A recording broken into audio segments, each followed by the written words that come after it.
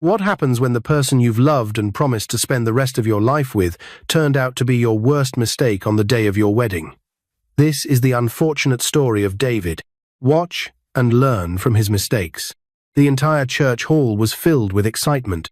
The guests, friends, and family members of David and Adana sat in anticipation as they waited for the moment the couple would declare their eternal love for each other. The air was thick with joy, and everyone could feel the romance in the air. This was to be the day David would marry the woman he thought was the love of his life. Adana, the woman who had captured his heart, stood by his side, looking like an angel in her radiant white gown. The guests were all mesmerized by her beauty, and her charm was undeniable. Father Joseph, the pastor officiating the ceremony, stood at the altar, holding Bible in his hands. The moment was nearing. David and Adana had exchanged vows, and now they were standing face to face, ready to seal their commitment with the sacred words, "I do." Just as Father Joseph began to ask the question, something seemed off. He froze. His hand trembled as he looked intently at the bride.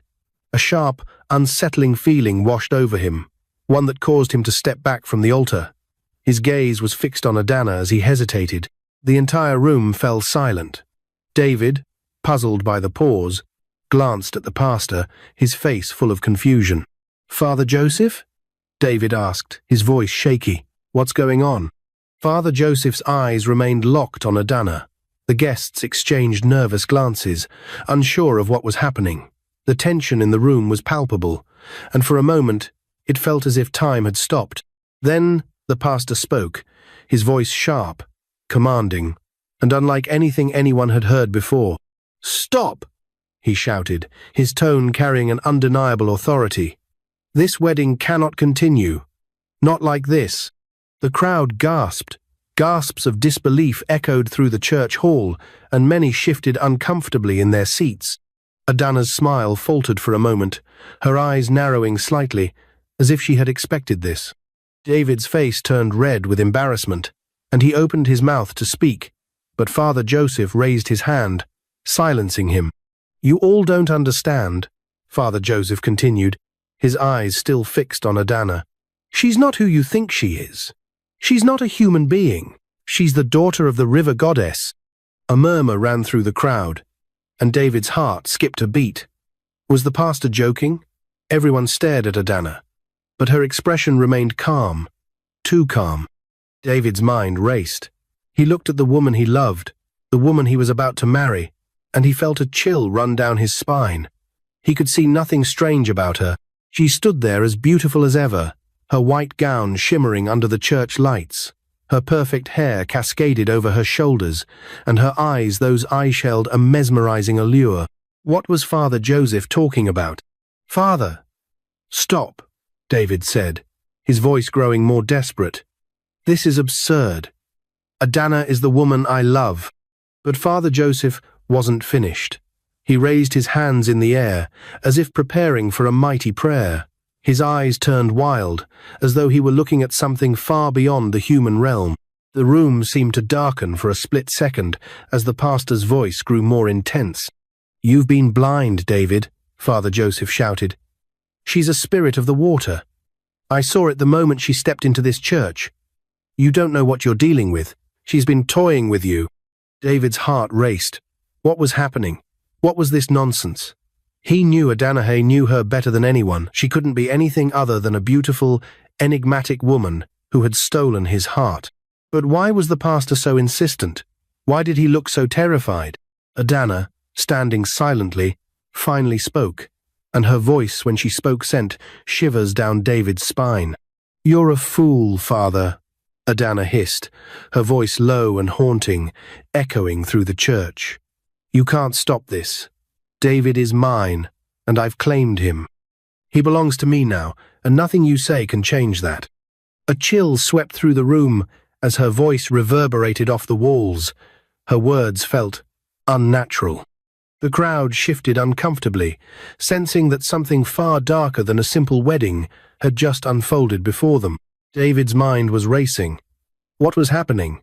He glanced at the guests, who were equally in shock, their faces a mixture of confusion and fear. Father Joseph wasn't done, though. He lifted his hands to the heavens, muttering prayers under his breath, and his voice grew louder as he began to speak with greater urgency. "You think this is just a coincidence, David?" Father Joseph shouted, shaking his head.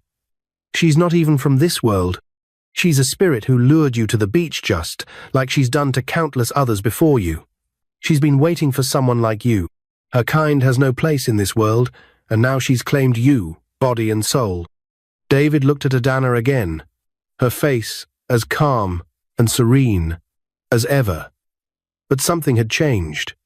There was something about her that seemed so distant, so unnatural. His heart raced, his palms sweaty. Could the pastor be telling the truth? Suddenly, Adana's eyes shifted. They glowed faintly, a sickly green hue, and her pupils elongated, giving her an almost otherworldly look. The guests gasped in unison, the fear in their eyes unmistakable. "You dare insult me?" Adana's voice grew deeper, darker. "You think you can stop me with prayers? I will destroy you all if I must." And then, in a flash like a film trick, she moved. David could hardly believe his eyes as Adana's legs transformed, twisting and contorting into something inhuman. Her lower body turned into that of a horse's, her gown shifting and distorting around her. The guests screamed in terror, rushing to the exits. The air seemed to crackle with tension, and before anyone could comprehend what had happened, Adana advanced toward the pastor. Father Joseph raised his hand in defense, shouting more prayers, but it was too late. With a strange, unnerving sound, Adana vanished into thin air, leaving the church hall silent except for the stunned murmurs of the remaining guests, too terrified to speak. David stood frozen, his heart pounding. The love of his life, Adana, had just disappeared before his eyes. How could this be real? How could he have been so blind? "David, what have you done?" Father Joseph's voice broke the silence, his words heavy with regret. The church was now in chaos. People were fleeing, some crying, some too terrified to speak. David felt lost, his heart heavy with confusion. The woman he had fallen for, the woman he had planned to marry, was no longer the person he thought she was. The pastor turned to him, shaking his head. "You've invited disaster into your life, my son. You must learn to see what others cannot, or it will be your undoing." David's knees gave way, and he collapsed to the ground. The pain in his chest was unbearable. He felt as though he had just lost everything, his future, his love, and perhaps even his soul. But it wasn't over yet. It was only just beginning. The church was a haunting silence. The screams of the guests and the frantic shuffle of feet as they fled echoed in David's ears, but it felt as if he were in a world of his own none, where time and reality no longer existed. He was kneeling on the cold marble floor, his palms pressed to the ground, as if searching for answers. How could this have happened? How had he been so blind to the truth? The woman he thought was his future, his love, had just vanished before his eyes, leaving only a wave of terror in her wake. And now, Father Joseph was standing over him, shaking his head in disbelief, his face full of pity. David didn't know what to say. He couldn't even speak. His thoughts were a blur, his chest tight with confusion and guilt. He had trusted Adana, believed her every word, but now he realized how little he truly knew her. Father Joseph knelt beside him, placing a hand on David's shoulder. "David, you have to understand. What you've just witnessed was not a hallucination. She is a daughter of the river goddess, a spirit, a creature of the deep waters who feeds off the souls of the living. She has been using you, manipulating you. Everything that has happened, all the disasters in your life, they were her doing."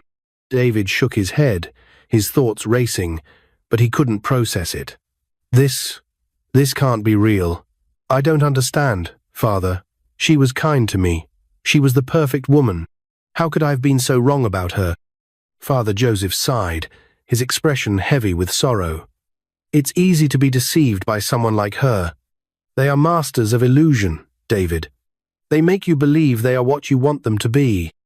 But underneath it all, they are not human. They are predators, and you were their prey." David's mind flashed back to the beginning of his relationship with Adana. It had all started so innocently. so beautifully. He had met her by the beach one fateful evening, his heart heavy with the stress of his work.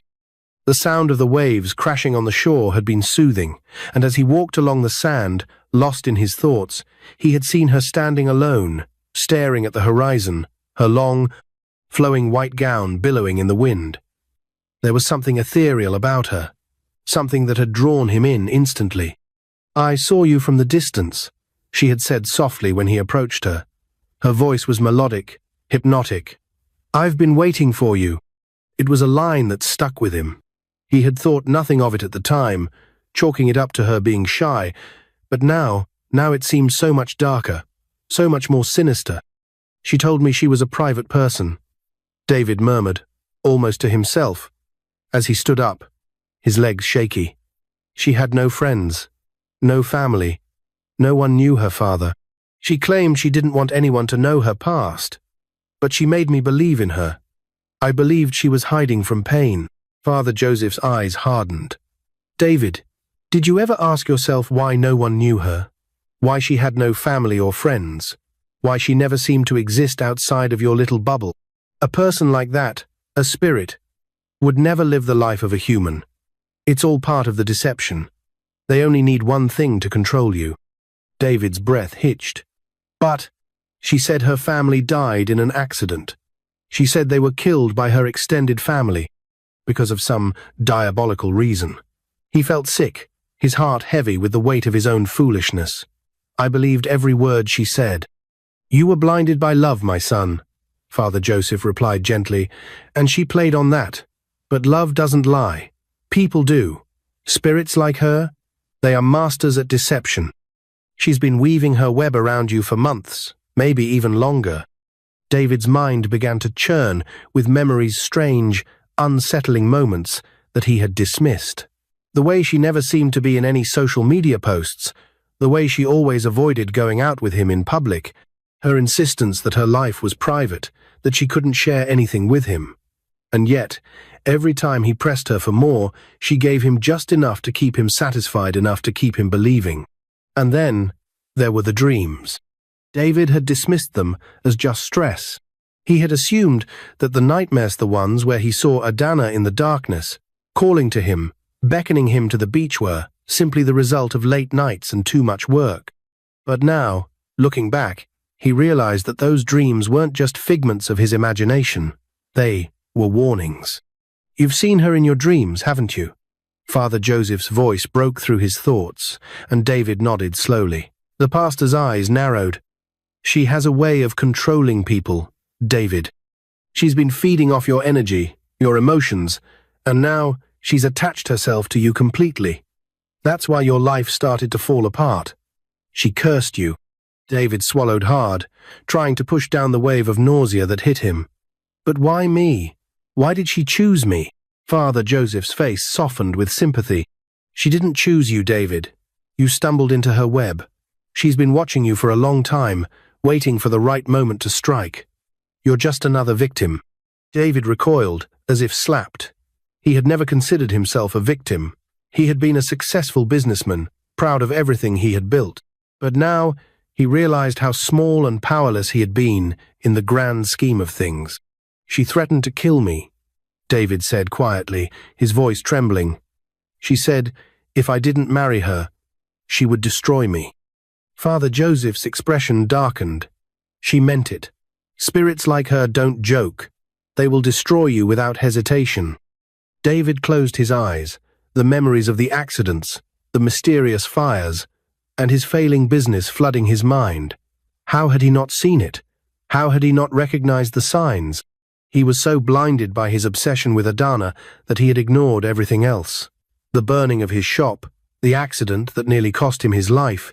He had been a fool to think it was just bad luck. I don't know what to do, Father," David whispered, his voice cracking. "I feel like I've lost everything." Father Joseph looked at him with a serious expression.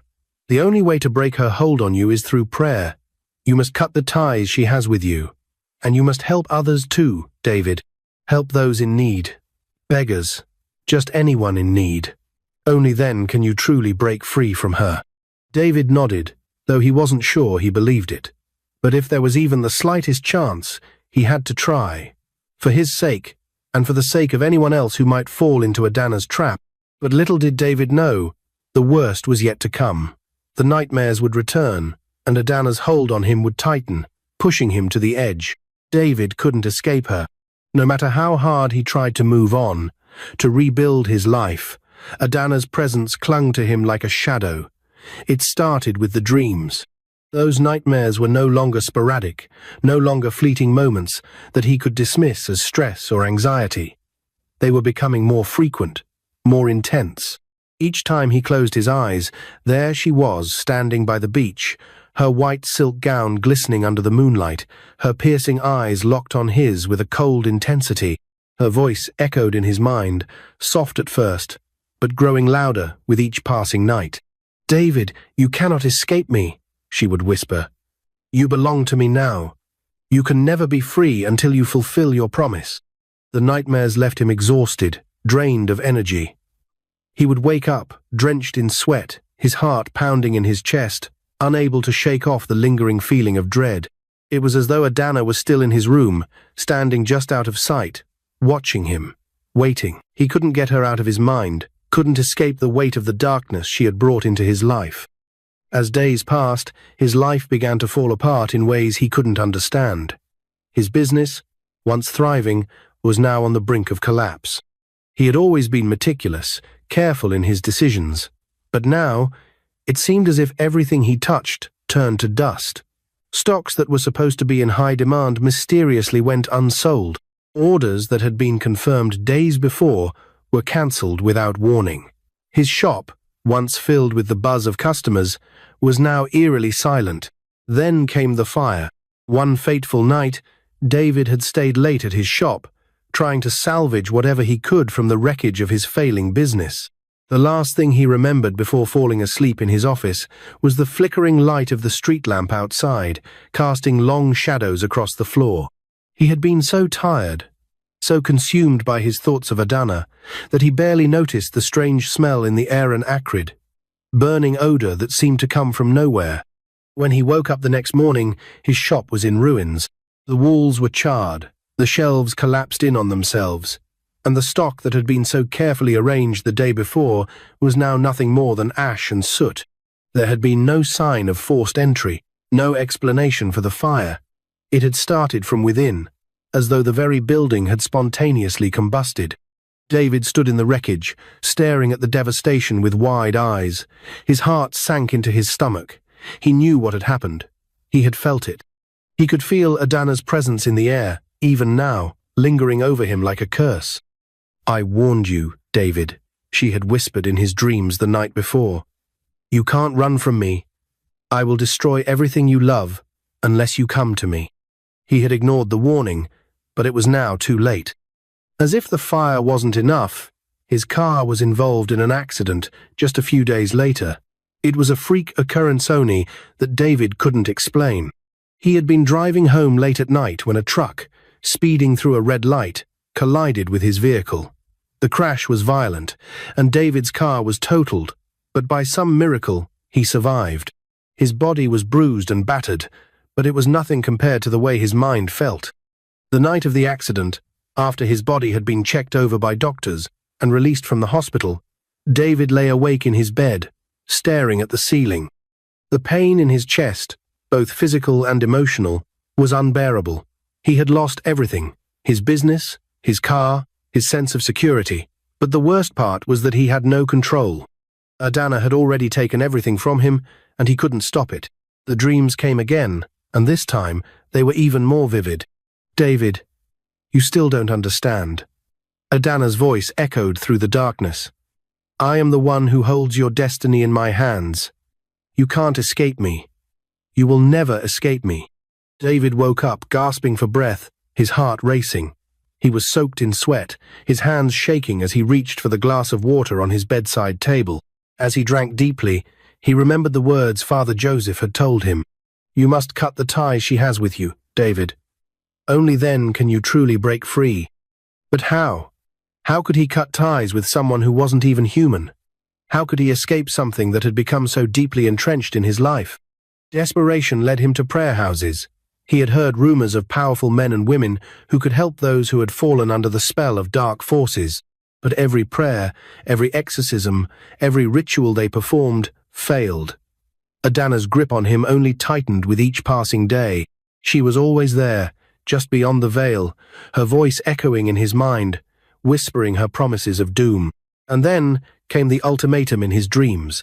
"Come to the beach, David," Adana demanded, in a voice that sent chills down his spine.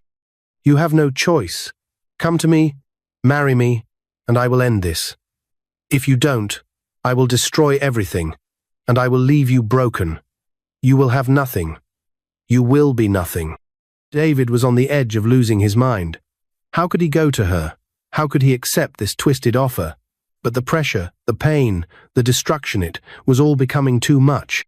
That night, he went to a prayer house in a last-ditch attempt to save himself. The prayer leader there was an older woman, her face wrinkled with age but filled with wisdom. She listened to David's story, her eyes never leaving his as she took in every detail. When he finished, she spoke, her voice soft but firm. "You must feed the poor," she said. "For 10 days, feed those in need, and your curse will be lifted. Only through charity can you break free from her." She told him what Father Joseph had told him before, and take it for granted. David had no idea what she meant, but he was desperate. He agreed without hesitation. For the next 10 days, David spent his days feeding beggars on the streets. At first, it seemed like a small act, nothing that could possibly break the grip Adana had on him. But each day, as he fed those who were hungry, he began to feel lighter. The nightmares, though still haunting, were not as intense. The shadows in his life, while still there, seemed to grow faint. By the end of the 10th day, David was exhausted, but there was a sense of peace that he hadn't felt in weeks. And just as the prophet had promised, the dreams stopped. Adana's voice faded, and for the first time in months, David felt free. But there was still something missing. A part of him, a deep part, felt empty. He had lost so much, and though he was no longer haunted by Adana, the scars she had left would never fade. David stood on the balcony of his modest apartment, gazing out at the city skyline, the cool evening breeze brushing against his face. It had been weeks since the nightmare with Adana had ended, and while the haunting dreams had stopped, the echoes of her presence still lingered in his mind. His life, which had once seemed full of promise and hope, had been reduced to rubble. The ruins of his business, the destruction of his car, the toll on his physical and mental health, they were all reminders of how close he had come to losing everything. But for the first time in months, David felt a glimmer of something more than just fear and regret. He felt a sense of peace, even if it was fragile. The pastor's words echoed in his mind as he stood in silence, the weight of what she had told him slowly settling in. "You must feed the poor. For 10 days, feed those in need, and your curse will be lifted." David had thought it was a desperate measure, something that couldn't possibly undo the damage Adana had done. But somehow, it had worked. The nightmares had stopped, and he felt a sense of release that was hard to describe. As much as he wanted to put the past behind him, to return to his old life, David knew he couldn't.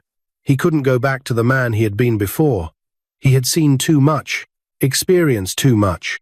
Adana had left a mark on him, and no matter how hard he tried, it was one that would never truly fade. But the question remained, what now?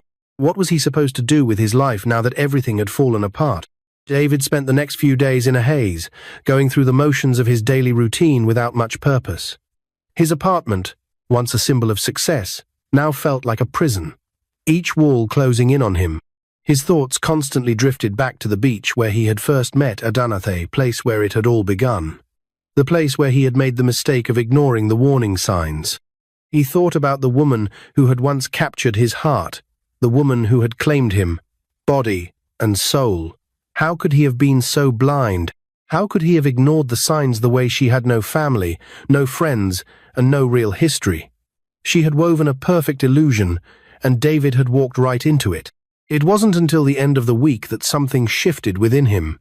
The weight of everything that had happened was still there, but he realized that he had a choice. He could either let this experience define him, let the pain and fear dictate his future, Or he could use it as a lesson in caution, in understanding, in learning how to truly see the people around him. David knew that if he allowed the darkness of his past to consume him, he would be no better than the man he had been before, blinded by love, desperate for approval, and foolishly ignoring the warning signs. He needed to rebuild. But this time, he would do it differently. This time, he would be aware. He would be cautious. He would be strong. The next few days were a blur of action. David took a long look at his ruined business and decided to start fresh. He couldn't afford to reopen the same store, not with the financial losses and the damage that had been done. But he had learned something valuable during the time he had spent helping the poor, the importance of community, of giving back. It was something Adana had never been able to understand, something she had used to her advantage. David reached out to his old contacts and began working on a new project tone that would help the less fortunate, one that would allow him to make a difference. He would open a small community center, a place where those who were struggling could find help, where they could learn new skills, and where they could rebuild their lives, just as he was rebuilding his. It was a humble idea, but it was something he believed in, something that would keep him grounded, something that would keep him focused on what really mattered. At night, David still couldn't escape the memories of Adanath, the way her eyes had glowed, the way her legs had twisted into something unnatural. But those memories were fading, and the man who had been deceived was slowly being replaced by a man who was learning from his mistakes. David kept himself busy with his new project, pouring his energy into it. He met with local community leaders, secured a space for the center, and began gathering the necessary resources. It wasn't easy. There were setbacks, financial challenges, and doubts, but with each step, he felt a renewed sense of purpose. This wasn't just about him anymore. This was about giving others the opportunity to rebuild their lives, just as he was trying to rebuild his. One evening, after a long day of meetings, David sat at his desk, staring at the documents in front of him. The weight of the past was still there, but it no longer held him down. He had learned to live with it, to use it as fuel for change. As he looked at the plans for the community center, a soft knock at the door interrupted his thoughts. David looked up, surprised to see his old friend, James, standing in the doorway. James had been one of the few people who had supported him during the dark days of his relationship with Adana, and seeing him again brought a sense of comfort. "Mind if I come in?" James asked, a warm smile on his face. "Of course, man. It's been a while," David replied, gesturing for James to take a seat. James walked in and sat down, his eyes scanning the room. "You've been busy, I see. New project?" David nodded, his expression serious. "Yeah, it's a community center, something to help people who are struggling. It's been a long road, but I think it's the right thing to do." James raised an eyebrow. "That's great, man. It's good to see you moving forward, but I know it hasn't been easy." David looked down at the papers in front of him, his fingers tracing the edges. "I've learned a lot, James. I've learned that not everything is as it seems. I let myself be blinded by love, and in the end, it nearly destroyed me. But I can't change the past. I can only build something better from here." James nodded, understanding the weight of David's words. "That's all any of us can do, bro. We can't change the past, but we can choose how to move forward." David smiled, grateful for his friend's support. "I know, and that's why I'm doing this. I want to give back, help people who might be going through what I went through. I want to make sure they don't fall into the same trap I did." James stood up, clapping David on the back. "You're doing something good, man. I'm proud of you." David watched his friend leave, a sense of calm settling over him. The road ahead would be challenging, but it was a road he was now ready to walk. The past, with all its pain and regret, was behind him. What mattered now was the future, and David was determined to make it a future worth living. David stood at the front door of the newly built community center, staring at the sign above it. The Lighthouse Community Center. It was a humble name, but it felt right. It was a beacon, a symbol of hope for those who needed it most. As he looked at the building, he couldn't help but feel a sense of pride. It hadn't been easy. There had been setbacks, moments when he thought he couldn't push forward. But here he was, standing on the doorstep of a new chapter in his life. It had been a year since the incident with Adana, a year since he had walked away from the wreckage of his business and his heart, a year since he had seen her for the last time, when she had vanished from his life in a flash of otherworldly power. At times, the memories still haunted him, her glowing eyes, the way her body twisted into something unnatural. But those memories no longer had the power to control him. He had learned to live with them, to let them fade into the background. He had found a way to move forward. And it was with that sense of forward momentum that he opened the doors of the Lighthouse Community Center for the first time. Inside, the walls were lined with desks, computers, and bookshelves filled with resources for those in need. It wasn't much yet, but David had plans. He had brought in counselors, teachers, and volunteers who would help provide mentorship, job training, and emotional support for the people who came through the door.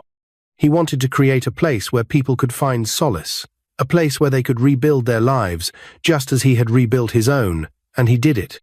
Few years later, David was ready to take the bold step again and raise his own family, and he found love in Elizabeth. David stood at the altar, his heart swelling with pride and gratitude. The church was filled with the warmth of family and friends, their faces full of joy as they witnessed the moment he had never imagined would come again. At the age of 40, David was finally getting married, not to the woman he had once believed was his soulmate, but to someone who had brought true happiness and peace into his life. Elizabeth, the beautiful, kind woman who had stood by his side through his darkest days, was now the love of his life. He couldn't help but reflect on how far he had come. It had been a long journey, one that had started with pain, loss, and mistakes, but it had also been one filled with healing, self-discovery, and growth. His life had been a whirlwind since the days he had been trapped in the illusion of a perfect relationship with Adana.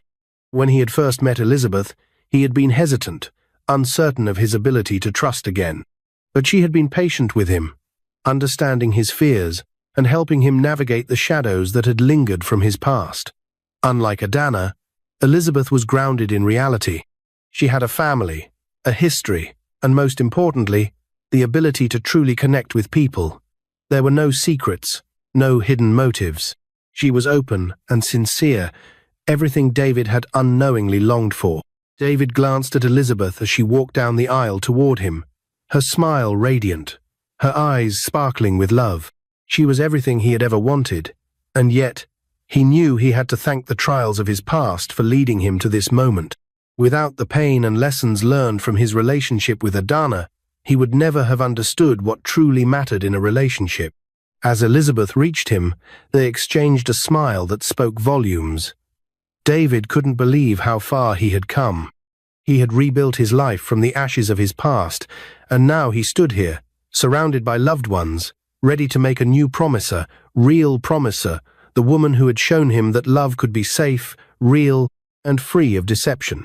"I do," David said, his voice steady and full of conviction, knowing that this was a commitment he could keep on that would build a future, not based on illusions, but on trust and respect.